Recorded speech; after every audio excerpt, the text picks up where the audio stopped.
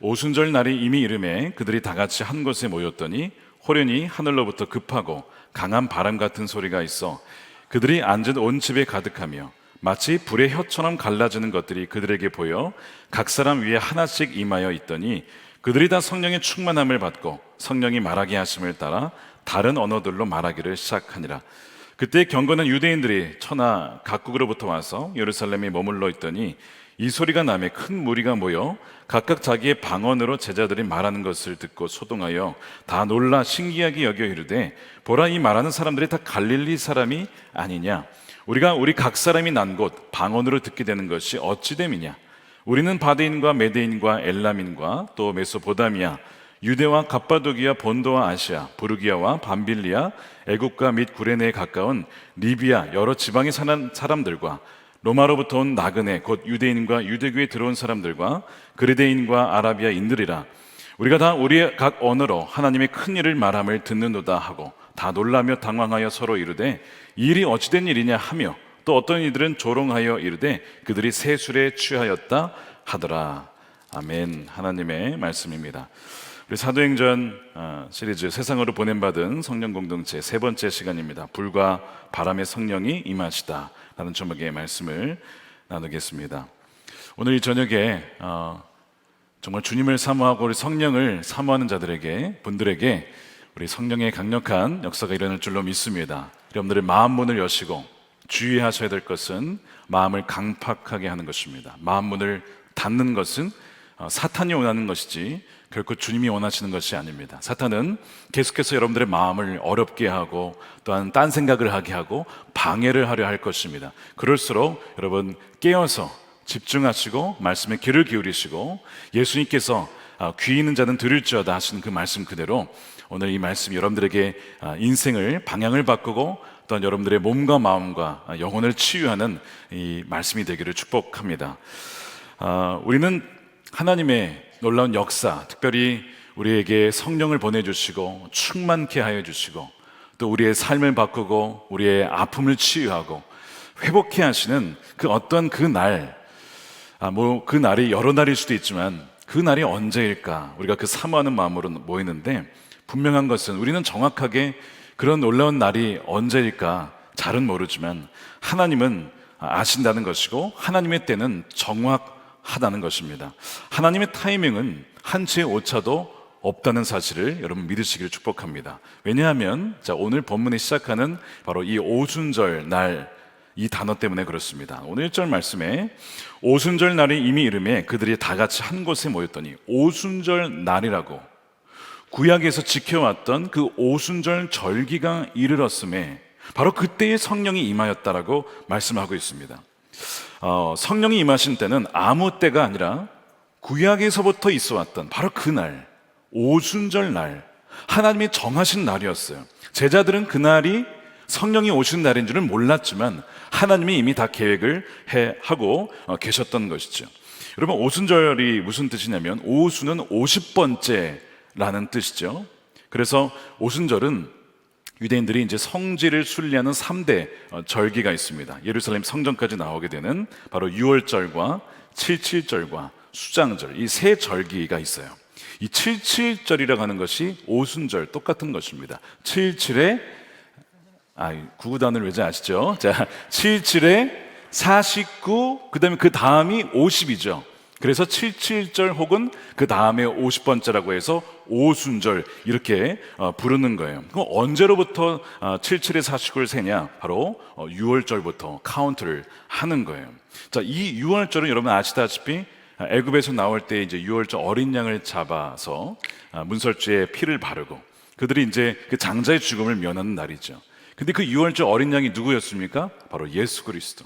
주님께서 우리를 위해서 대신 죽으시는 어린 양이 되셔서 죽으신 다음에 예수님이 사흘 만에 부활하셔서 잠자는 자들의 뭐가 되셨어요? 첫 열매가 되는 거예요. 그래서 이 6월절 다음이 초실절이라고 해서 보리의 첫 열매를 거두어서 제단에 바치는 날입니다. 그러니까 예수님께서 이 부활의 첫 열매로서 바로 그 부활을 상징하는 자로서 드려진 것이죠. 그 다음에 그 6월절 축제 이후에 50번째 되는 날이 이제 오순절 날이 되는 거예요. 이날은 아까는 볼이었다면 이날은 무슨 열매를 거두냐면 미래 첫 열매를 거두는 날입니다. 우리가 보통 맥추절이라고 하는데 보리추수가 아니고 밀추수입니다. 정확하게 말하면 밀추수예요. 아직 완전한 추수는 아니지만 완전한 수확과 추수를 기대함으로 그 미래 첫 열매를 하나님께 드리는 날인데, 바로 이 오순절날 누가 오신 거예요? 성령이 오신 거예요. 자, 다시 6월절 지나고 초실절에 예수님이 첫 열매로 부활의 첫 열매가 되셨어요. 그리고 50번째 날에 성령이 오심으로써 또 다른 보혜사가 어떤 우리 이 땅 가운데, 우리 가운데 임한 날이 되면서 동시에 뭐가 탄생한 거예요? 교회가 탄생한 겁니다. 교회가 이때 탄생하게 된 거예요.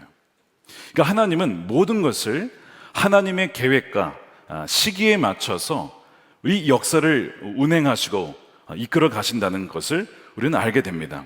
바로 이 120명이 모여있던, 왜 사람들이 이렇게 많이 모였느냐? 바로 3대 절기, 예루살렘에 모여서 성소에 모여댔기 때문에 많은 사람들이 왔다가 그 마가의 다락방에 몰려든 것이고, 바로 그 시기에 성령께서 임하면서 교회가 탄생을 하게 되는 거예요. 그래서 이 주님께서 부활하신 날도 주일이고 오순절 날도 주일입니다. 우리가 왜 주일날 예배를 드립니까? 바로 이것 때문에 그러는 거예요. 여러분 꼭 아셔야 됩니다. 부활절, 그리고 교회가 탄생하였던, 성령이 임하였던 날이 주일이었기 때문에 바로 그 날을 우리가 기억하고 주일날 예배를 드리게 되는 것입니다. 이 오순절날 기억해야 될 것은 이것이 첫 열매이기 때문에, 첫 열매가 있으면 무슨 열매가 있는 겁니까? 완전한 추수가 있어요. 첫 추수가 있으면 완전한 추수가 있다는 것을 말하는 거예요. 자, 그것이 구약 절기에서 수장절이라고 해서 우리가 보통 추수감사절로 우리가 지키는 그와 똑같지는 않지만 비슷하게 감사함으로 느끼는 그것이 바로 추수 때 하나님께 기억하고 감사를 드리는 날입니다. 자, 이것이 있다는 얘기는 무슨 얘기냐? 오순절이 있었으면 뭐도 있는 거예요? 마지막 때에 대추수가 있다는 겁니다. 여러분 이거 기억하셔야 돼요. 오순절이 있었다는 얘기는 마지막 때에도 대추수가 하나님의 때에 반드시 일어난다는 것입니다. 자, 그래서 출애굽기 23장 16절에 이 두 가지를 다 언급하고 있습니다. 자, 너희는 애써서 밭에 씨를 뿌려 거둔 곡식의 첫 열매로 맥추절, 즉 오순절을 지켜라. 또한 너희는 밭에서 애써 가꾼 것을 거두어 드리는 한 해의 끝 무렵에, 역사의 끝에, 마지막 때에 수장절을 지켜야 된다. 이날은 반드시 있을 것이다 라고 말씀을 이미 출애굽기에서 말씀을 하셨어요. 그러니까 이 성령이 임하신 사건은 하나님의 주권적인 시간표에 따라서 일어난 사건이고, 우리는 그 시간표 그 중간에 와 있습니다. 그리고 때가 되면 주님은 오실 것이고 대추수가 일어나게 되겠지요. 자, 그러면 오순절을 통해서 우리가 완전한 추수를 기대해야 된다는 거예요. 자, 마지막 때가 되면 두 가지 모습이 동시에 나타나게 됩니다. 하나는 성령이 소멸케 되면서 점점 성령이 약해지면서 세속화되어지는 일, 그것이 개인이든 교회든 그런 일이 벌어집니다. 그게 첫 번째입니다. 누가복음 18장 8절에 이런 말씀이 있어요. 내가 너에게 이르노니 속히 그 원한을 풀어주리라. 그러나 인자가 올 때에 세상에서 믿음을 보겠느냐 하니라. 자, 예수님이 다시 오실 때에 끈질긴 그 과부가 믿음을 가지고 계속 간구하였던 그 과부의 믿음처럼, 그렇게 기도하며 믿음을 가진 사람이 예수님이 다시 오실 때에 얼마나 있겠느냐, 그 얘기는 많이 없다는 얘기입니다. 그런 사람을 찾아보기가 매우 어렵다라는 거예요. 언제요? 주님이 다시 오실 때에. 그 묻는 것은 과연 우리는 그 믿음을 지금 갖고 있느냐? 끈질기게 주님께 기도하며 간구하며 믿음으로 나아가는 그 믿음이 있느냐? 만약 없다면요, 예수님 보신 게 정확하신 거예요. 찾아보기가 너무 어려운, 왜요? 점점점 세속화되어지고 점점점 심지어 교회도 세상을 닮아가기 시작합니다. 그래서 세상이 교회에 들어오고 교회가 세상을 닮아가는 일 때문에 타락해지는 거예요. 자, 그래서 요한계시록에 보면 이제 2장, 3장 읽어보시면 이제 7교회 교회가 나오는데, 예수님께 칭찬만 받은 교회는 7개 중에 몇 교회? 두 교회입니다. 서머나 교회와 빌라델피아 교회만 오로지 칭찬을 받았고, 다른 교회들은 칭찬도 있었지만 책망도 받았습니다. 심지어 라오디게아 교회는 책망만 받았습니다. 그러니까 7개 중에 2개니까 3분의 1도 되지 않죠. 그러니까 교회가 그렇게 세속화되어진다는 거예요. 주님이 오실 때 가까울수록. 또한 전체적으로 보면 예수님께서 이미 말씀하셨는데, 사람들이 좁은 문으로 들어가기보다 어디로 더 들어갑니까? 넓은 문으로 들어가기를 원할 것이다 라는 것이죠. 마태복음 7장 13절입니다. 좁은 문으로 들어가라. 멸망으로 인도하는 문. 무슨 문이요? 멸망으로 인도하는 문은 크고 그 길이 넓다. 그리로 들어가는 자가 많고, 생명으로 인도하는 문은 좁고 길이 협착해서 찾는 자가 적음이라. 찾는 자가 적다고 했어요. 다시 한번 여쭤볼게요. 여러분은 좁은 문을 찾아서 좁은 길, 신앙의 핍박과 어려움이 있어도 주님이 원하시는 길이라면 이 길로 가야지 라고 하는 그 좁은 길로 여러분 가고 계십니까? 아니면 내가 편한 대로, 내가 좋은 대로 신앙은 액세서리 정도로 여기며 그렇게 넓은 문과 길로 가고 있습니까? 이미 수많은 통계가 보여주고 있는데 신앙인들의 숫자, 특히 개신교 기독교인들의 숫자가 많이 줄어들고 있어요. 너무나 안타까운 이야기예요. 근데 이것이 핍박 때문에 일어난 게 아니잖아요. 우리 대한민국에 무슨 핍박이 있습니까? 어려움도 물론 가정의 핍박이 있을 수 있지만, 어떤 북한이나 중국처럼 예수 믿으면 너 감옥 가, 뭐 죽여, 이런 식의 핍박은 사실은 없는 거 아닙니까? 오히려 핍박이 있는 중국이나 뭐 이란이나 이집트나 뭐 이런 지역은 기독교가 늘어나고 있어요. 숫자가 줄고 있는 것은 어디냐면 유럽이나 미국이나 한국과 같이 신앙생활 하는데 아무런 불편함이 없는 그런 나라에서는 지금 교회가 약해지고 있다는 거예요. 말씀드린 대로. 왜냐하면 급속하게 세속화 물결이 일어나고 있기 때문에 그렇습니다. 그 고난 때문에 신앙을 잃어버리는 것이 아니고 세상을 닮아가면서 이 신앙이 무엇인지, 주님이 누구신지를 점차 사람들이 모르게 된다는 것입니다. 자, 그래서 결과적으로 교회의 숫자가 줄고 성도들도 줄고 정말 진정한 신앙인을 찾아보기가 어려운 시대로 가게 된다는 것이 첫 번째예요. 자, 그러면 동시에 어떤 일이 벌어지느냐? 두 번째는, 아까는 성령의 소멸이라면 하나는 성령의 부흥의 모습을 보게 될 겁니다. 우리가 작년에 보았듯이 여러분, 미국의 에즈베리 대학에 부흥이 일어났잖아요. 지금도 그것이 계속 이어지고 있는 거 아십니까? 계속해서 그 지역으로 또 다른 대학으로 여전히 그 성령의 불길이 계속 퍼져나가고 있다는 소식을 들어요.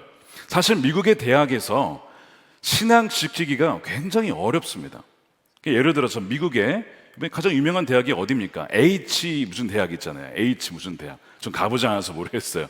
근데 H 무슨 대학을 포함해서 보통 우리 아이비리그로 유명한 학교들을 보면 신학교로 시작한 학교들입니다. 다 하나님을 믿기 때문에 시작한 학교들인데, 그래서 신학대학원이 여전히 있습니다. 죄송합니다. H 그 대학에도 신학대학원이 있습니다. 그런데 그 대학원에서 가르치는, 뭐 다 그렇다고 볼 수는 없겠지만, 이 자유주의 신학을 가르쳐서 예수님의 신성, 그러니까 예수님이 하나님이 아니다, 그냥 사람이다, 역사적 예수, 이런 걸 이제 가르친단 말이에요. 그래서 지식으로만 또한 예수님을 인정하지 진정 주님으로 믿지 않는 경우가 하나의 그냥 우리가 따라야 될 모범 정도로만 그치지, 그런 신학을 가르치는 경우가 굉장히 많아요. 그러나 이 켄터키라고 하는 비교적 시골에 가까운 이 에즈벨이라고 하는 곳에서 붕이 일어나서 한 주에만 600명이 회심을 하잖아요. 그러니까 이런 일들이 여러분 어떻게 일어난다고? 동시에 벌어집니다. 한쪽은 성령이 소멸이 되고, 왜요? 세속화되니까. 그러다 한쪽은 성령의 부흥이 강력하게 일어난다는 거예요. 여러분들은 지금 어디에 속해 계세요? 부흥의 물결에 있으십니까? 아니면 지금 세속화의 물결에 있으십니까? 또한 전 세계 기독교 박해지수 5위에 올라가 있던 이란에서 제가 말씀드린 대로 기독교가 부흥하고 있어요. 그 오픈더 선교회라고 이 전 세계 박해받는 나라들 이 지수를 재는 그런 선교단체가 있는데, 거기에 이제 칼 몰러라고 하는 이 미국의 사장님이신데요, 이 오픈도어즈, 이란의 교회가 지금 무슬림 배경 신자 교회라고 불리는데 아주 치명적인 위험에도 불구하고 신자들이, 성도들이 엄청나게 늘어나고 있답니다.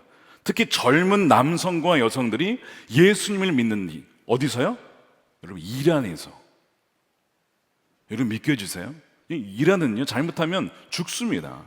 근데 지금 이란에서 기독교인들이 늘어나고 있대요. 그래서 아니, 어떻게 그것이 가능합니까? 물어봤더니 그분이 대답하기를 오직 성령의 역사가 있기 때문입니다. 이렇게 대답을 한 거예요. 그래서 이 오픈도어 성경에 의하면 예전에 이 무슬림 배경의 신자가 이란에 40년 전에는 약 200명이 있었다면 지금은요, 이란에만 45만 명이 넘는데요. 엄청난 숫자가, 물론 핍박을 받아서 다른 나라로 이동하기도 했지만 많은 사람들이 이미 예수님을 알게 되고 따라가고 있다는 거예요. 여러분, 이 두 가지가 동시에 이런다는 걸 여러분 꼭 기억하세요. 그래서 예수님이 이런 얘기를 하셨어요. 마태복음 13장 12절에 무릇 있는 자는 받아 넉넉하게 되되 없는 자는 그 있는 것도 빼앗기리라. 이 말씀이 굉장히 자주 나오는 거 아시죠?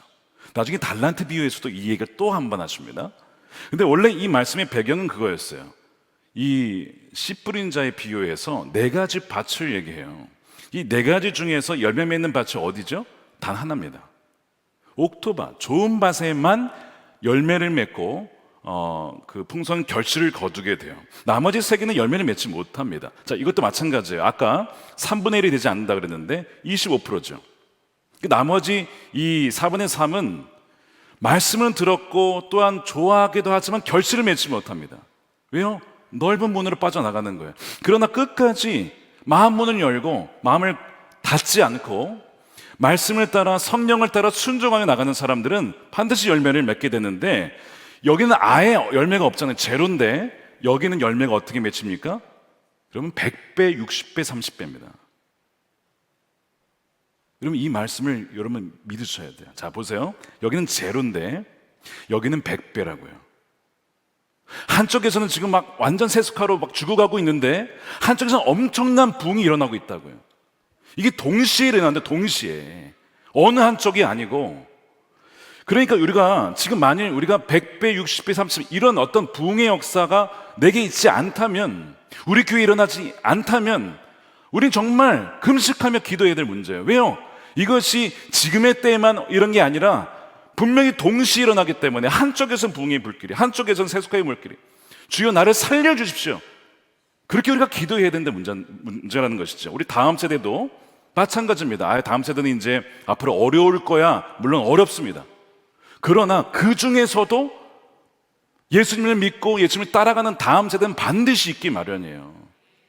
제가 사무엘 시리즈 얘기하면서 사무엘서에서 얘기를 하면서 아무리 세대가 사사기와 같이 어려워도요, 사무엘과 같은 사람 하나님께서 등불로 택하셔서 아무리 어두워도 그렇게 부흥의 세대로 쓰신다고요. 그래서 이 말씀을 여러분 전체적으로 보시면 이것이 두 가지가 동시에 벌어지고 있구나. 그래서 여기에 좋은 밭이라고 하는 것은 뭐 살기 좋다, 부유한 나라다, 신앙생활하기 좋은 곳이 아닙니다. 여기서 말하는 좋은 밭이란 가난한 마음이에요. 하나님을 갈급한 심령입니다. 내 마음이 기경되어서 어떤 말씀이든 내가 정말 주님의 말씀을 사모합니다. 바로 그 밭이, 바로 그 환경이, 바로 그곳에 부흥이 임한다는 것이죠. 그러니까 우리가 이 옥토밭에서 열매를 맺을 때에 사람의 양적인 어떤 증가만이 아니고 내적으로도 풍성한 열매를 맺어요. 그래서 주님을 닮아가게 되면서 또한 나로 말미암아 다른 이들도 주님을 알게 되는 것이죠. 자, 성령이 이제 오순절 첫 열매로 임했다면 앞으로 이제 뭐가 있다고요? 대추수가 있기 때문에 우리가 그 시기를 거치게 될 겁니다. 저와 여러분, 그리고 우리 선화목자 교회가 바로 그 대추수에 함께하는 교회가 되기를 축복합니다. 우리가 정말 그 일을 위해서 더 기도했으면 좋겠어요. 자, 이 놀라운 대추수를 위해서는요, 뭐가 없으면 안 됩니까? 그러면 성령이 없이는 불가능합니다. 성령이 없이는. 제가 지난번에 비슷한 얘기를 드렸는데, 제가 미국에 있을 때에 한번 강력한 그 윈터 스톰이라고 겨울 스톰이 온 적이 있어요. 그런데 하필 그때 이 머피의 법칙처럼 이 히터가 고장이 났습니다. 히터가, 이게 미국의 히터가 우리가 그냥 어떤 스페이스 히터를 말한 게 아니고, 그러니까 우리에게는 보일러죠. 보일러가 딱 키면 집안 전체를 데피는 거예요. 근데 그게 고장이 났어요. 그게 어떻게 된 거예요? 지금 다 집안에 있는 사람들이 다 죽게 생긴 거죠. 아니, 이게 오래된 게 아니고요, 전체를 새 걸로 교체한 지 1년밖에 안 됐는데 작동을 안 하는 거예요. 그래서 제가 이제 설치하신 분에게 전화해서 지금 큰일 났다고, 지금 윈터스톰이 오는데 이게 작동을 안 한다고 했더니 이분도 사태 심각성을 알고 금방 오셨어요. 하나하나 다 점검을 하는데 이분이 딱 그러시는 거예요. 모든 것이 정상입니다. 아니 그 정상인데 왜 안 돌아갑니까? 했더니 하시니 모든 것이 정상인데 단 하나만 그렇지 않습니다. 그게 뭐냐면 점화기 센서에 그을림이 끼어 있어서 얘가 불을 켜지 못하고 알아듣지 못한 채 있다는 거예요. 그래서 이거를 닦아준 다음에 다시 끼면 된다는 거예요. 그래서 한번 해보시라고 했더니 정말 닦은 다음에 끼니까 점화가 탁 켜지는 거예요. 여러분 그 점화라 요만한 부품인데 그게 하나만 작동이 안 돼도요 집안 전체가 완전히 다 얼음 겨울왕국이 되더군요. 여러분 우리가 아무리 모든 것을 다 가지고 있고 아무리 많이 알고 있고 해도 뭐가 없으면 성령이 임하지 않고 성령의 권능이 없으면요 우리 힘으로는 절대 사람 한 명 바꾸지 못합니다. 자기 자신도 바꾸지 못한다고요. 그래서 제가 그때 그걸 보면서 야, 이 부품 하나가 이 불 붙이는 이 센서 하나가 이렇게 중요한 거구나 하는 것을 깨달았어요. 그래서 우리가 성령에 대해서 아는 것으로 그치지 않고 이것이 우리에게 경험이 되어야 됩니다. 믿으십니까? 성령이 경험이 되어야 된다는 것이죠. 물론 체험으로만 확인하는 것은 여러분 미혹이 있을 수 있어요.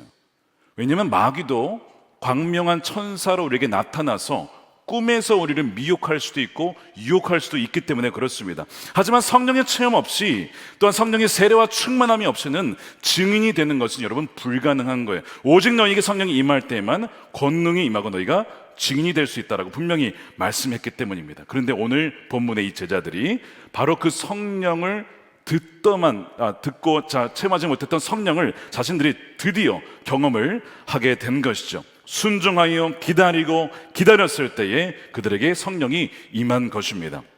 그들은 하나님이 함께 하신다는 것을 그냥 자기의 어떤 확신 혹은 자기 최면으로 한 것이 아니고 성령의 강력한 부으심으로 체험적인 확신으로 경험하게 돼요. 그래서 이것을 불처럼 바람처럼 그들이 성령을 경험하면서 마음이 뜨거워지고 또한 입이 복음의 말씀 또한 하나님의 큰 일을 막 선포하기 시작하고 하나님을 찬양하기 시작합니다. 다른 사람들이 보기에 야 이게 술 취한 거 아니냐 이렇게 볼 정도로 놀라운 강력한 역사가 있었죠. 자, 이 성령이 어떻게 임하였는가? 오늘 성령의 이 특징을 두 가지 상징으로 표현하고 있어요.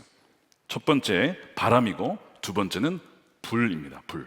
자, 첫 번째는 바로 바람처럼, 성령은 바람처럼 임합니다. 자, 2절에 보면 호련히 하늘로부터 급하고 강한 바람 같은 소리가 있어서 그들이 앉은 온 집에 가득하며 바람 같은 소리가 나면서 이 성령이 임하였다는 거예요. 성경에서 성령을 표현하는 가장 일반적인 은유가 숨입니다. 우리가 숨 쉰다 할 때 숨. 하나님께서 사람을 흙으로 지으신 다음에 하나님께서 어떻게 하셨죠? 숨을 불어넣으셨어요. 생기를 불어 코에 넣으셔서 사람이 생명이 되게 하셨어요. 그 다음에 창세기 1장 2절에 말씀을 이제 가지고 창조를 하실 때에 하나님의 영이 수면 위에 운행하셨다. 이 영이라고 하는 단어가 이 히브리어로 루아흐라고 하는데 이것이 바로 숨 혹은 바람이란 뜻입니다. 그러니까 히브리어에서 바람과 성령은 똑같은 단어예요. 똑같이 루아흐를 쓰게 되는 것이죠. 에스겔서에 보면 37장에 마른 뼈들이 보여요. 그 환상에 누구냐면 이스라엘 군대들인데 다 죽었어요. 살아날 가능성은 제로예요. 전혀 가능성이 없습니다. 그런데 그들이 어떻게 살아나게 되느냐? 그 5절에 보면 주 여호와께서 이 뼈들에게 이같이 말씀하시기를 내가 생기를 너희에게 들어가게 하리니 너희가 살아나리라. 말씀과 생기를 통해서 그들이 살아나게 됩니다. 죽은 자도 여러분, 영적으로 죽은 자가 말씀과 생기를 받으면 살아나는 줄로 여러분 믿으시길 축복합니다. 내가 생기가 없고 누군가가 어떤 그 생기가 없습니까? 말씀이 들어가고 거기에 성령의 호흡이 들어가게 되면 사람이 눈빛이 달라지는 것이죠. 사람의 삶의 목적이 달라지고 목표가 달라지게 되는 거예요. 그래서 이 마른 뼈들에게 들어갔던 이 생기가 성령이 들어가면서 군대가 됩니다. 똑같은 일이 오늘 본문에서 벌어진 거예요. 마가의 다락방에 모여 있었던 이 120명에게 성령이 임하면서 충만하게 되는 거예요. 성령으로. 이제는 그 전과 같은 사람이 될 수가 없는 것이죠. 그러나 이 성령이 급하게 바람같이 역사하셨다는 데에는 어떤 의미가 있냐면 이런 겁니다. 성령이 바람이라고 하는 것은, 성령은 우리가 예측하거나 통제할 수 있는 분이 아니라는 데 있습니다. 여러분, 굉장히 중요한 포인트입니다. 여러분, 밖에 나가시면 바람이 부는데, 바람이 어느 방향에서 오는구나, 동쪽에서 부는구나, 바람 부는 방향을 대략은 압니다. 그런데 앞으로 어디서 불어올지 여러분 예측하실 수 있겠습니까? 어렵죠. 우리 기상청에 있지 않은 이상은 쉽지 않습니다. 어디서 불어올지, 또한 어떻게 언제 불지 여러분 우리는 알지 못해요. 그게 바람의 속성이에요. 근데 이것이 누구의 속성이라고요? 성령의 속성이라는 겁니다. 자, 굉장히 이제 중요한 포인트를 제가 다루고 있는 거예요. 성령은 우리가 통제하는 것이 아닙니다. 마치 성령을 내가 소유하고 내 마음대로 사용할 것처럼 여긴다면 여러분 착각입니다. 성령은 성령의 계획대로 아버지 하나님, 성부 하나님의 뜻대로 움직이시는 분이시죠. 그분은 하나님이십니다. 그래서 이 바람과 같은 성령이 임하여 성령의 사람이 되었다는 것은 내가 성령을 소유하는 것이 아니고 거꾸로입니다. 성령이 나를 소유하는 것입니다. 여러분, 이걸 이해하셔야 돼요. 이걸 이해하지 못하면 계속 내가 성령을 통제하려고 하면 할수록 그 사람은 하나님이 쓰실 수 없는 사람이 되는 것입니다. 그래서 나를 내어드리고 나의 욕망과 계획을 내려놓는 것부터 시작해야 비로소 성령이 나를 소유하고 나를 이끌어가기 시작합니다. 성령은요, 우리가 예측할 수도 없고 우리가 생각하지도 못한 방식으로 역사하십니다. 만일 우리가 생각한 대로 움직인다면 그분이 하나님이시겠습니까? 여러분, 그런 하나님을 믿겠어요? 당연히 우리의 생각과 지혜를 뛰어넘어서 역사하시는 분이기 때문에 그분이 하나님이신 것입니다. 그래서 성령 충만을 만나는 것은 성령이 임하는 것인데, 동시에 내가 성령을 소유하는 것이 아니라 성령이 나를 더욱더 온전히 나를 소유하는 것, 이것이 성령의 충만입니다. 그 결과가 무엇입니까? 순종이에요. 그 결과가. 그래서 이 성령은요, 오늘 말씀에 호련히 임하였다는 거예요. 제자들은 이때 올 줄 몰랐어요. 근데 갑자기 성령이 임하는 거예요. 말씀을 듣다가, 예배를 하다가, 누군가와 대화를 하다가, 성경 공부를 하다가 갑자기 성령이 충만히 임하는 것이죠. 그것이 성령이 일하는 방식입니다.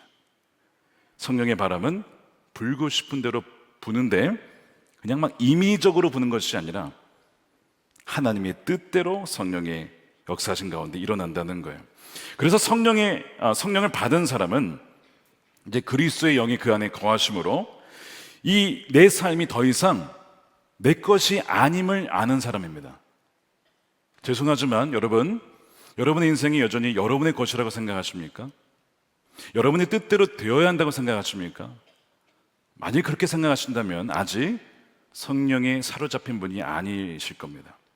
말씀드린 대로 성령의 사람은 성령에 의해 사로잡혔기 때문에, 그리고 이제는 더 이상 내 삶이 내 게 아니라 주님의 것이기 때문에 주님의 마음껏 사용하실 수 있는 그런 도구가 될 수 있도록 나를 내어드리는 사람이에요. 그러다 보니까 우리의 인생은 어떤 인생이 되냐면, 자, 따라하겠습니다. 모험으로 사는 인생. 모험으로 사는 인생이 되는 거예요. 우리 젊은이 교회의 표가 뭔지 아십니까? 믿음의 실험실이어서 바꿨습니다. 거기서 증인들의 여정으로 바뀌었어요. 그래서 영어가 Adventure with Jesus예요. 예수님과 함께하는 모험의 여정이라는 거예요. 증인들의 여정이라는 거예요. 왜 이렇게 했냐? 예수님과 함께 동행하는 삶은 성령을 따라 사는 삶인데, 예측할 수 없고 우리가 통제할 수 없는 성령께서 주도하는 삶이기 때문에 그렇다는 거예요. 이 삶은 무슨 삶이다? 모험으로 사는 인생이다. 성령께서 이끌어가는 삶이다.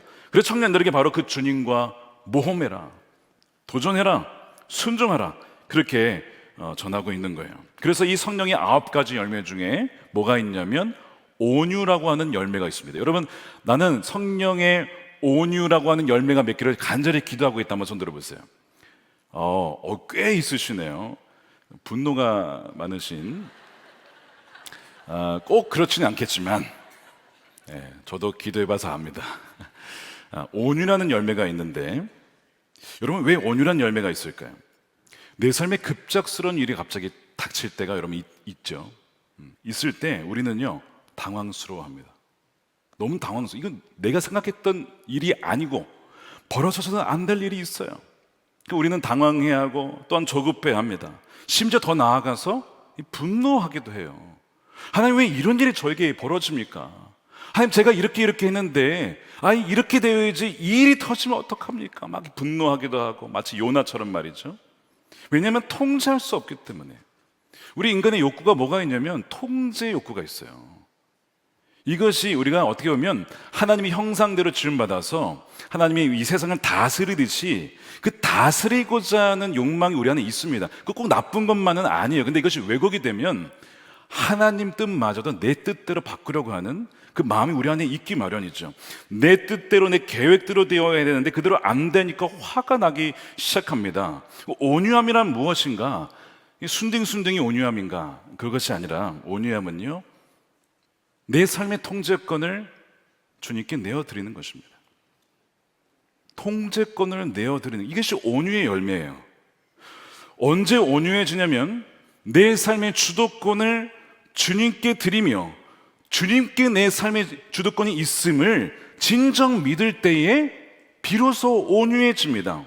내 삶을 이끌어간 자가 내가 아니고 급하고 강한 바람처럼 역사하시는 성령이심을 믿을 때에 비로소 우리 안에 온유의 열매가 맺혀요. 이런 일이 벌어진 것은 비록 당황스럽긴 하지만 분명히 하나님이 나의 모든 인생을 전체를 다 보시고 인도하시기 때문이야 라고 하면서 순종하며 기다리는 것이죠.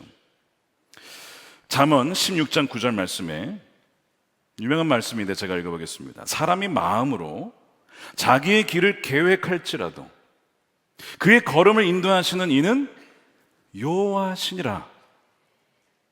마음으로 내 의지를 가지고 이러저러해 한다는 계획을 우린 다 합니다. 근데 그것을 하더라도 그것이 하나님의 뜻일 수 있어요. 우리가 기도하는 가운데 하나님이 이렇게 인도하시나 보다. 그런데 정말 그 길로 갈지는 주도권이 우리에게 있는 게 아니고요. 누구에게 있다고요? 하나님께 있음을 우리가 믿고 여기고 맡길 때 뭐가 생긴다고요? 온유의 열매가 생겨요. 그래서 주님께서는 우리에게 온유의 열매를 맺게 하실 때 어떤 일을 주실까요?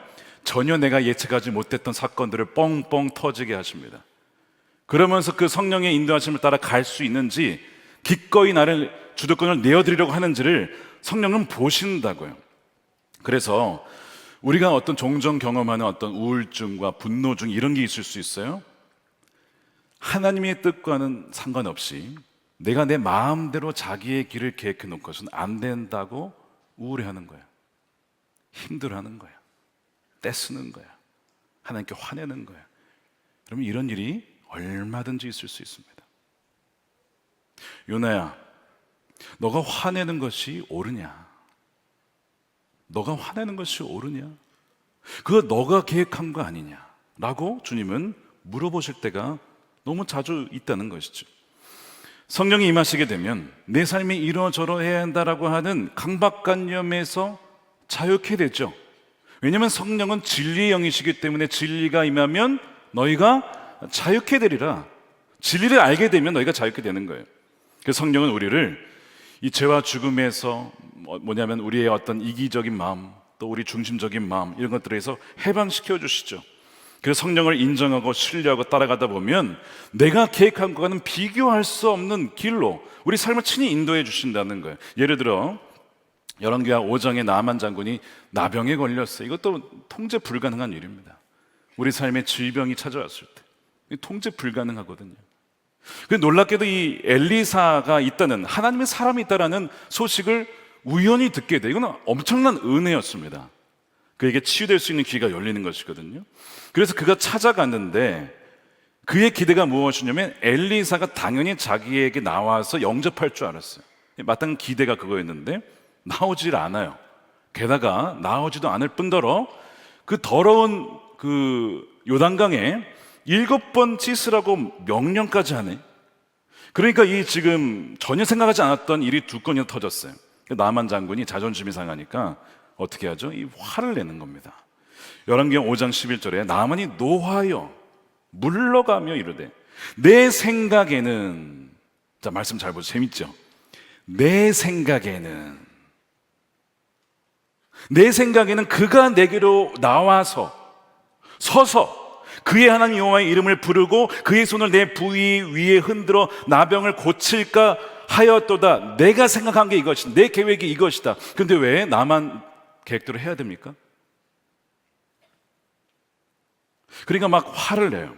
12절에 이어서 얘기를 하죠. 다메섹강 아바나와 바르발은 이스라엘 모든 강물보다 낫지 아니하냐. 자기가 볼 때에 요단강은 너무 더러워, 너무 작아. 차라리 우리 나라에 있는 강이 훨씬 낫다 이거죠. 이건 맞을 수도 있어요. 내가 거기서 몸을 씻으면 깨끗하게 되지 아니하랴. 거기서 깨끗하게 될 거면 왜 왔어요? 안 되니까 온 거 아니에요? 근데 계속 딴 얘기하고 있어요. 무슨 생각이요? 나만의 생각입니다. 그러니까 몸을 돌려 분노하며 떠났다는 것이죠. 그러니까 분노는 내가 옳다고 여겨지는 일들이 되지 않을 때 일어나요. 그 분노는 옳을 수도 있어요. 의로운 분노가 있으니까. 그러나 여러분, 사람은요 불완전합니다. 여러분, 다 알지 못하죠. 사건, 사고, 경우의 수, 환경 다 몰라요. 우리는 무지한 자입니다. 그렇기 때문에 틀릴 수가 있어요. 그러니까 지금 이 나아만 장군은 성령의 역사 한가운데 있습니다. 지금 현재. 왜죠? 일단 엘리사가 있다는 소식을 듣고 여기까지 왔잖아요. 성령이 인도하심이에요. 하나님이 인도해 주신 것입니다. 그러나 여전히 그는 자기 생각에 빠져서 엘리사가 나를 맞아야 된다, 차라리 유단강보다 거기에 낫겠다, 거기에 지금 빠져 있는 거예요. 그러니까 이것이 지금 성령이 분명히 역사 가운데 있으면서도 나의 옳고 그름을 내려놓지 못해서 성령의 역사를 받지 못하는 전형적인 사람.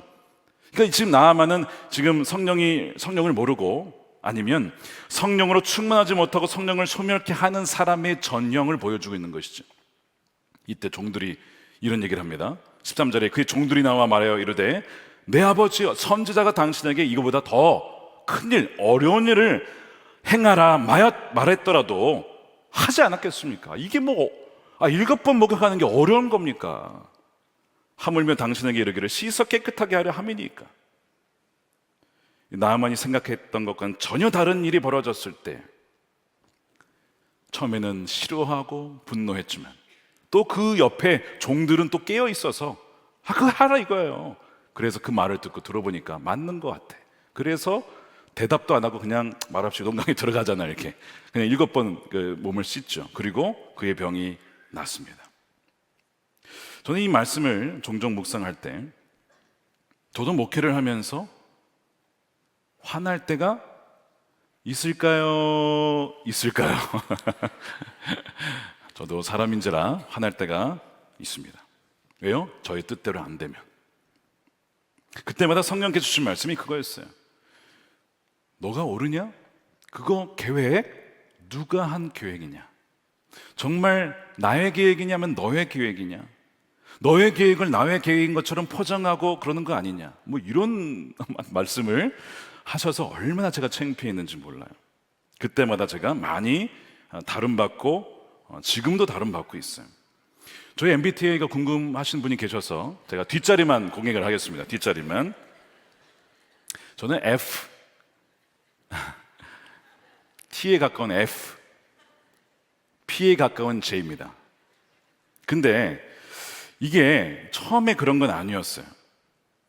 처음에 그런 건 아니고 변합니다. 약간씩. 물론 이게 전체 숫자가 이게 바뀐 건 아니고 저는 원래 굉장히 그 J에 가까운 사람이에요. 좀 답답하죠. 예, 좀 J에 가까운 사람인데 목회를 하면서 하나님이 그걸 다루셨어요. 계속 저의 뜻대로 안 되게 하심으로써 어떤 성향으로 바꾸신 거예요? P 성향으로 점점점 바꾸시는 거예요. 그렇다고 P가 된 건 아닌데 P 쪽으로 많이 왔어요. 그래서 이제는 뭔가 빵빵 터지고 계획대로 안 돼도 주여, 주의 뜻대로 하셔서 누군가의 다른 의견을 들을 때에 막 거기에 대해서 마음이 불편한 것보다는 그분을 통해서 어떤 말씀을 하실까, 마음을 여는 그런 훈련들을 하나님이 하게 하셨어요. 사도 바울이 MBTI 뭘까요? 끝에가 극제입니다. 완전 완벽주의자, 계획대로 해야 되는 사람. 이게 사도 바울의 MBTI 끝자리예요. 이게 사도행전 16장에 보면 비두니아로 가려고 계획을 다 해놨어요. 모든 준비를 그 전에 다 해놨어요. 근데 성령이 허락하지 않으세요. 그래도 가려고 그래. 왜? 계획했으니까. 그런데 성령이 허락하지 않으니까 결국에는 그가 다름을 받는데 드로아까지 다른 데로 가서 환상에서 마게도냐 환상을 뭐죠? 와서 우리를 도우라. 그 말씀을 듣고 계획도 없던, 말도 안 되는 제 성향에는 이 피 같은 일들, 계획이 없던 일들이 터지면서 어떻게 그가 인정하냐면 거기에 이렇게 되어 있습니다. 성경에 하나님이 저 사람들에게 복음을 전하라고 우리를 부르신 줄로 인정함이로라. 혼자 결정한 게 아니고 같이 그 선교팀 안에서 우리의 계획은 이건데 성령께서 저를 바꾸신 것 같아. 그런 것 같아. 같이 인정하고 결론 지었다는 거예요. 그래서 방해를 급수정을 합니다. 그 일로 통해서 벌어진 일이 뭐예요? 빌립보에 교회가 생겨요. 교회가. 여러분, 성령의 역사를 경험하려면 반드시 우리의 고집을 꺾어야 됩니다. 순복할 수 있어야 돼요. 인정해 드려야 됩니다. 성령을 인정하고 순복할수록 그분은 더욱더 우리를 소유하게 되고 우리를 통해서 그분의 일을 반드시 이루실 줄로 믿습니다. 만일 우리가 예수님을 증거하는 증인이라고 하면서 성령께 순종하지 않는다, 여러분 그것은요 아무리 좋은 일을 많이 해도 하나님의 일을 하는 것 같아도 그거는 자기 비즈니스 하는 겁니다. 자기 비즈니스 하는 거예요. 주님과 아무런 상관이 없는 것입니다. 그래서 나중에 주님이 이런 얘기 하실 수 있어요. 내가 너를 모른다. 귀신을 쫓아내고 권능을 행하였지만, 주여 주여 했지만 너희가 누구냐? 이게 바로 그런 일이에요. 자기가 하고 싶은 거 한 거예요. 이런 일이 얼마든지 벌어질 수 있다는 거예요. 그러니까 우리가 바람과 같이 뭔가 우리의 계획을 뛰어넘어서 역사하시는 성령께 순종하고 나가는 이 훈련을 받는 것은요, 우리 사도행전적인 이 역사를 경험하고 살아가는 데 있어 너무너무 중요한 부분입니다. 그래서 혹시 여러분 분노의 이슈가 있으신 분 생각해 보세요. 앵거 이슈라고 하죠. 부서에서 혹시 갈등이 있나요? 누군가의 관계가 틀어지셨습니까? 왜 그럴까요? 한번 잘 생각해 보면 여러 가지 원인이 있겠지만 이게 있어요. 내가 옳다는 거예요. 내가 옳다는 거예요. 근데 그 사람도 옳을 수 있어요. 둘 다 맞을 수도 있습니다. 치유할 수 있는 방법은 바람과 같이 역사하시는 성령을 인정하고 따르는 것입니다. 항상 내가 옳지 않다는 것, 틀릴 수 있음을 인정하는 것이죠. 그래서 성령께서는 그럼으로써 우리의 자기중심주의, 자기의 의로 똘똘 뭉쳐있는 우리를 풀어 헤치십니다. 그러면서 온유한 자로 바꾸시는 거예요. 이것이 성령의 바람과 같은 역사죠. 우리 모두에게 이 바람과 같이 우리의 생각과 이성을 뛰어넘어 하나님의 뜻대로 인도하시는 그 역사가 우리의 삶 가운데 일어나기를 축복합니다. 자, 두 번째는 성령은 불처럼 임한다는 것이죠. 성령의 또 다른 상징은 바로 바람과 그 다음에 불이라고 하는 것입니다. 창세기에 에덴 동산에 아담과 하와가 있다가 범죄하여 쫓겨나자 그 생명나무를 지키는 것이 뭐죠? 불타는 검이었습니다. 불타는 검, 거기서 불이 등장합니다. 하나님께서 모세를 부르실 때 불타는 떨기나무에서, 나무가 타지 않는데 불이 있어요. 거기에서 모세를 부르시죠. 광야에서 이스라엘 백성들에게 함께 하실 때 불기둥으로 함께 하셨어요. 성전에 번제를 드리려면 불이 임하면서, 봉헌 드렸을 때 불이 임하면서 그 번제물을 완전히 태워버리죠. 그 성령이 불로 임한다는 거에는 우리의 죄와 우리의 헛된 욕망과 우리의 욕심을 다 태워버리고 완전히 하나님의 소유가 된다는 그런 의미가 있습니다. 그래서 히브리서 12장 29절에 우리 하나님은 소멸하시는 불이십니다. 태워 없애시는 불이십니다. 이런 말씀을 해요. 우리 하나님은 불이시다. 정결케 하는 불, 더러운 것들을 태워버리는 불. 그래서 정말 우리를 새롭게 하시는 불이죠. 불은 바로 따뜻하면서도 빛을 비추면서도 불타오르는 열정, 바로 그것을 상징합니다. 그래서 기독교는 뭐예요? 불입니다. 기독교는 불이에요. 제가 미국에 있을 때 감리교 로고가 불타는 십자가였습니다. 불타는 십자가. 감리교 운동의 그 불타오르는 복음의 열정을 또 성령을 담아서 불타는 십자가. 그 교회는 성령으로 충만하여 성령의 불타는 교회여야 된다는 거예요. 그리스도인들은 그러여서 이 성령의 불로 자신을 정화하고 또한 불태움의 열정을 불러일으키고 다른 사람들을 일으키는, 냉랭했던 사람들을 불러일으키는 자들이 바로 그리스도인들이고, 그것이 교회의 공동체라고 하는 것이죠. 근데 불의 반대는 어떤 것이죠? 차가운 겁니다. 냉랭한 겁니다. 대화를 해도 뭔가 열정이 느껴지지 않습니다. 식어버린 것이죠. 성령이 꺼져버린 거예요. 아까 말씀드렸잖아요. 성령이 꺼지든지 성령의 붕이 일어나든지 둘 중에 하나인데, 내 마음이 차가워졌다, 복음에 대한 열정도 사라졌고, 뭔가 하나님 말씀을 더 알고자, 주님을 더 알고자, 주님을 동행하고자, 그런 것이 사라졌다. 여러분 지금 냉랭한 것입니다. 여러분 냉랭하게 되면요, 영적 건강에 치명적인 위험이 있다는 거예요. 예를 들어보면, 여러분 사람의 적정 체온 온도가 몇 도죠? 36.5도에서 37.5도 사이라고 해요. 체온이 약간씩 바뀌긴 하지만 그 범위에 움직입니다. 근데 체온이 떨어지게 되면 어떤 일이 벌어지느냐? 암세포가 증가한다고 합니다. 예를 들어 암세포가 가장 활발하게 증식할 수 있는 온도가 35도라고 해요. 그러니까 정상 온도보다 1.5도가 낮으면 암세포가 가장 활발히 증식한다고 합니다. 그래서 죄송하지만, 지금 혹시 암 환자 계시다면 죄송하지만, 이 암 환자 분들의 체온이 36도가 되지 못하는 경우가 많다고 해요. 그래서 보통 35도에서 35.5도 정도가 된다고 합니다. 그래서 체온을 올리기 위해서 어떻게 해야 되느냐?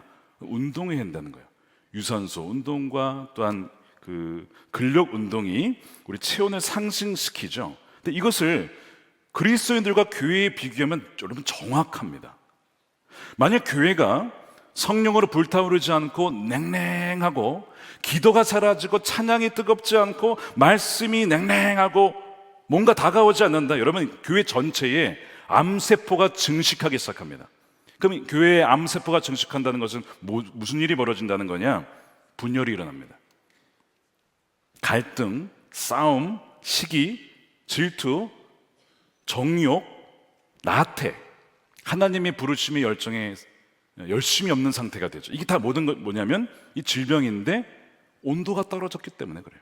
그러니까 우리가 금요 성경 집회 이렇게 모여서 우리가 뜨겁게 찬양하고 기도하고 말씀을 가지고 붙잡고 기도하는 것은 우리의 영적인 온도를 계속 높임으로써 우리의 건강을 유지하고, 영적인 건강을 유지하고, 하나님이 그 부르신 사명을 향해서 계속 나아갈 수 있도록 우리 영적인 체온을 높이는 것입니다. 그러니까 여러분, 성령의 소멸시키지 말라라고 말씀하잖아요. 불을 끄지 말라라고, 계속 장작을 공급해야 된다고, 기름을 떨어뜨리지 말라고 말씀하잖아요. 이것이 괜히 하는 얘기가 아니에요. 안 그러면 암세포가 증식하면서 서서히 죽어갈 수 있기 때문에. 그래서 이 성령의 불이 그토록 중요하다는 거예요. 오늘 본문을 가만히 보게 되면 성령이 불로 임했는데 그냥 불로 임한 것이 아니라 특징이 있습니다. 자, 3절 말씀에 세 번역을 읽어보면, 불길이 솟아오를 때 혓바닥처럼 갈라지는 것 같은 혀들이 그들에게 나타났다. 각 사람 위에 내려앉았다. 그냥 불이 아니고 마치 혓바닥 같은 모양으로 불이 나타났다는 거예요. 그 얘기는 뭐냐면, 이 불은 뭘 위해 주어진 것이냐면 말을 위해서 주어진 겁니다. 복음을 증거하기 위해서 주어진 불이에요. 복음을 증거하는 능력, 복음의 권능에 있는 증인으로 만들기 위해서 주어진 성령의 불입니다. 그래서 성령이 임하게 되면 사람이 복음의 메시지를 다른 사람에게 담대하게 말하게 됩니다. 저는 그것을 경험했어요. 저는 원래 말을 못하던 사람이에요. 사람들 앞에서 서지는 못했고 복음 메시지 당연히 못 전하죠. 그런데 성령이 임하고 나서부터 언제 그랬냐는 듯이 담대하게 증언을 하게 된 겁니다. 그러니까 이 말씀이 경험이 되니까 저는 이것이 진리라는 것을 경험을 했고, 지금도 매주마다 경험을 해요. 그래서 여러분들에게 이 성령의 이 불의 혀 같은 역사가 일어남으로 말미암아 여러분들을 통하여서 가족이, 또한 여러분들의 친척이, 친구가 복음을 듣고 변하는 역사가 일어나기를 축복합니다. 이게 바로 그 이유로 주어진 거예요. 그냥 주어진 것이 아니라는 것이죠. 각 사람 위에 내려앉았다는 거예요. 각 사람 위에. 그래서 그들이 어떻게 변하냐면 그들이 말을 하기 시작하죠. 그래서 4절에 이후에는 계속 말을 한다는 얘기가 나오는 것입니다. 그들이 다 성령의 충만함을 받고 성령의 말하게 하심을 따라 다른 언어들로 말하기 시작하니, 무슨 말을 했냐면 11절에 보니까 하나님의 큰 일들, 하나님의 놀라운 역사들을 그들이 다른 나라 말로 말했다는 것입니다. 하나님의 죄사함의 은혜와 복음과 어떤 성령이 임하니까 하나님을 찬양하게 되는 일들이 그들의 입에서 계속 터져나오게 됐다는 거예요. 그런데 많은 사람들이 이 부분을 이 방언이라고 했을 때, 우리가 보통 이렇게 기도할 때 이제 하는 그 기도 있죠, 방언 기도, 그것이라고 생각하는데 여러분, 그 방언이 아닙니다. 이거는 고린도전서 12장, 13장, 14장 읽으면 방언이 나와요. 거기에 보면 거기 나오는 방언은 뭐라고 돼 있냐면, 그 방언을 했을 때 다른 사람들이 못 알아들으니까 반드시 통역을 해야 된다. 통역을 하지 않으면 방언하지 말아라. 공개적인 장소에서는 그 얘기를 해요. 그게 우리가 보통 기도할 때 쓰는 방언입니다. 그런데 오늘 이 2장에 나오는 거는 그게 아니고, 다른 사람이 다 알아들었어요, 무슨 말을 하는지. 자기 언어가 아니고 다른 나라의 말을 했는데 그 나라의 사람들이 듣더니 이거 우리나라 말인데 하고 알아들었다는 얘기예요. 뭔가 다른 말을 했던 것이죠. 그래서 6절과 8절에 이런 말소리가 나니 많은 사람이 모여와서 각각 자기네 지방말로 제자들이 말하는 것을 듣고서 어리둥절한 거예요. 이 사람이 우리나라 말을 하네? 우리 모두가 저마다 태어난 지방의 말로 듣고 있으니 어찌된 일이요? 하면서 놀라는 거예요. 쉽게 말해, 한국 사람이 영어를 하기 시작했고 미국 사람이 그 영어를 알아듣더니 이 사람이 영어 하네? 이랬다는 거예요. 여러분, 이런 일이 벌어졌으면 좋겠죠. 그 영어 공부 안 하면 되잖아. 그러면 어떤 분이 정말 너무 은혜를 받아가지고 이 말씀에 영어가 너무 안 되니까 주여 영어 방언을 주옵소서, 그래가지고 열심히 기도했대요. 제가 그 얘기를 듣고 저도 처음에 미국 갔을 때 영어가 안 들어가지고 주여 기도. 근데 주님 뭐라고 하시냐면 영어 단어 하나로 더 외워라. 게으름 피우지 말아라. 네 주님. 그래가지고 넘어갔는데, 여러분, 이게 지금 그 방언을 말하는 게 아니라, 자, 이 사건이 왜 벌어졌느냐, 이 말씀이, 이 오순절 사건이 괜히 벌어진 게 아니고요, 지금 언어가, 말이 좀 통하게 된 거잖아요. 지금 창세기 11장과 연결되어 있는 메시지예요. 여러분, 창세기 11장에 바벨탑 사건 아시죠? 쭉쭉쭉 탔다가 우리가 하늘에 닿자 이러다가 갑자기 하나님께서 보시더니 얘네들이 막 뭐 신이 되려고 하네. 그러니 언어가 하나니까 언어를 다 혼잡하게 만들자. 그 언어를 다 혼잡하게 서로 못 알아듣게 만들어놨어요. 그 이후로 이제 언어가 다 바뀐 겁니다. 이게 이제 창세기 11장의 바벨의 저주예요, 저주. 그래서 바벨이라는 단어 자체가 혼란스럽다는 의미에서 온 단어입니다. 서로를 이제 이해할 수 없게 된 거예요. 이게 바벨의 언어의 저주인데 이것이 오순절날 풀리게 되는 거예요. 성령이 임하니까 비록 언어는 여전히 여러 개지만 서로 알아듣게 소통이 되기 시작한 겁니다.